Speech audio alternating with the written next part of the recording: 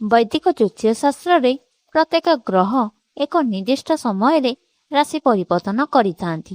ଏହି କ୍ରମରେ ଧନ, ଧର୍ମ, ବିବାହ ଓ ଜ୍ଞାନର କାରକ ବୃହସ୍ପତି ଅଗଷ୍ଟ 3 ତାରିଖ ରାଶି ପୁଷ୍ପ ନକ୍ଷତ୍ରକୁ ପ୍ରବେଶ କରିବେ ଏବଂ 19 ଅଗଷ୍ଟ ପର୍ଯ୍ୟନ୍ତ ଏହି ନକ୍ଷତ୍ରରେ ରହିବେ। ବୃହସ୍ପତିଙ୍କ ଏହି ଗୋଚର କିଛି ରାଶିଙ୍କ ପାଇଁ ବେଶ୍ ଶୁଭ ଫଳ ପ୍ରଦାନ କରିବ। ଯଦି ଜାତକରେ ବୃହସ୍ପତିଙ୍କ ସ୍ଥିତି ମଜବୁତ ଥାଏ ତେବେ ବ୍ୟକ୍ତି ସମସ୍ତ ସୁଖ ସମୃଦ୍ଧିର ଅଧିକାରୀ ହୋଇଥାଏ। ତେବେ ଆସନ୍ତୁ ଜାଣିବା କେଉଁ ରାଶିଙ୍କର ଭାଗ୍ୟ ଚମକିବାକୁ ଯାଉଛି। ପ୍ରଥମ ରାଶି ହେଉଛି କନ୍ୟା ରାଶି। ବୃହସ୍ପତିଙ୍କ ନକ୍ଷତ୍ର ପରିବର୍ତ୍ତନ ଏହି ରାଶି ପାଇଁ ଲାଭଦାୟକ ପ୍ରମାଣିତ ହେବ। କ୍ୟାରିୟରରେ ଲାଗି ରହିଥିବା ଅସ୍ଥିରତା ଦୂର ହେବ। ନୂଆ ନିଯୁକ୍ତି ସୁଯୋଗ ପାଇବେ। ଆର୍ଥିକ ସ୍ଥିତିରେ ସୁଧାର ଆସିବ।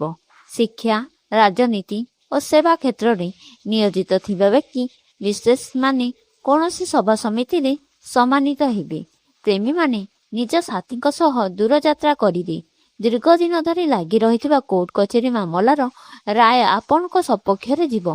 ଯେଉଁମାନେ କମ୍ପିଟିସନ୍ ଏକ୍ଜାମ ଦେଉଛନ୍ତି ସେମାନଙ୍କ ପାଇଁ ସମୟ ଖାସ୍ ରହିବ।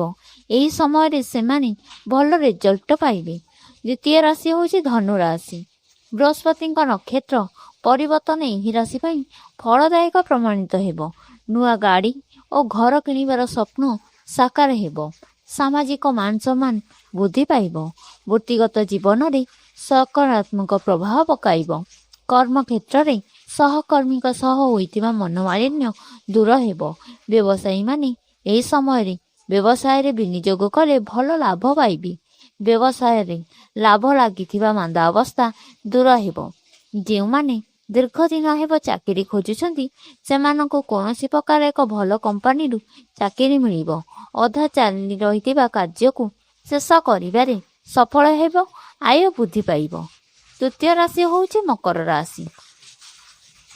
ବୃହସ୍ପତିଙ୍କ ନକ୍ଷତ୍ର ପରିବର୍ତ୍ତନ ଏହି ରାଶିଙ୍କ ପାଇଁ ଭାଗ୍ୟ ବଦଳାଇବ। କ୍ୟାରିୟରକୁ ନେଇ କୌଣସି ପ୍ରକାର ଏକ ବଡ଼ ଖୁସି ଖବର ମିଳିପାରେ। କର୍ମକ୍ଷେତ୍ରରେ ବଡ଼ ଦାୟିତ୍ୱ ମିଳିବ। ବ୍ୟବସାୟୀମାନଙ୍କ ପାଇଁ ସମୟ ଅନୁକୂଳ ରହିଛି। ବଡ଼ ଡିଲ୍ ବ୍ୟବସାୟରେ ଫାଇନାଲ ହେବ। କଳା, ସାହିତ୍ୟ, ମାର୍କେଟିଂ ଓ ସାମ୍ବାଦିକ କ୍ଷେତ୍ରରେ ଅଛନ୍ତି ସେମାନଙ୍କ ପାଇଁ ସମୟ ଅନୁକୂଳ ରହିବ। ଲଭ୍ ଲାଇଫ୍ ଭଲ ରହିବ। ରିଲେସନସିପ୍ କ୍ଷେତ୍ରରେ କାର୍ଯ୍ୟରତ ଲୋକ ସରକାରଙ୍କ ତରଫରୁ ନୂଆ ପ୍ରୋଜେକ୍ଟ ପାଇବେ। ଦାମ୍ପତ୍ୟ ଜୀବନ ସୁଖମୟ ହେବ। ଶେଷ ରାଶି ହେଉଛି ମୀନ ରାଶି। ବୃହସ୍ପତିଙ୍କ ନକ୍ଷତ୍ର ପରିବର୍ତ୍ତନ ଏହି ରାଶିଙ୍କ ଭାଗ୍ୟ ଚମକାଇବ। ବ୍ୟବସାୟରେ ଲାଗି ରହିଥିବା ମାନ୍ଦା ଅବସ୍ଥା ଦୂର ହେବ। ପରିବାର ଭିତରେ ହୋଇଥିବା ସମସ୍ୟା ଦୂର ହେବ। ପ୍ରେମ ସମ୍ପର୍କରେ ଥିବା ଲୋକେ ନିଜ ସାଥୀଙ୍କ ସହ ଦୂର ସ୍ଥାନକୁ ଯାତ୍ରା କରିବେ। ବିଦେଶରେ ଉଚ୍ଚ ଶିକ୍ଷା ପାଇଁ ସ୍ୱପ୍ନ ଦେଖୁଥିବେ ଛାତ୍ରଛାତ୍ରୀଙ୍କ ପାଇଁ ଆଶା ପୂରଣ ହେବ। ମହିଳା କର୍ମଚାରୀମାନେ କର୍ମକ୍ଷେତ୍ରରେ ସମ୍ମାନିତ ହେବେ। ସିଙ୍ଗଲ ଥିବା ବ୍ୟକ୍ତି ବିଶେଷମାନେ ନୂଆ ପ୍ରେମ ସମ୍ପର୍କରେ ଆସିପାରନ୍ତି। ବନ୍ଧୁଗଣ, ଭିଡ଼ିଓଟି ଯଦି ଭଲ ଲାଗିଲା ତା ଭିଡ଼ିଓକୁ ଗୋଟେ ଲାଇକ୍ କରି ସେୟାର କରି ସବସ୍କ୍ରାଇବ୍ କରିଦିଅନ୍ତୁ।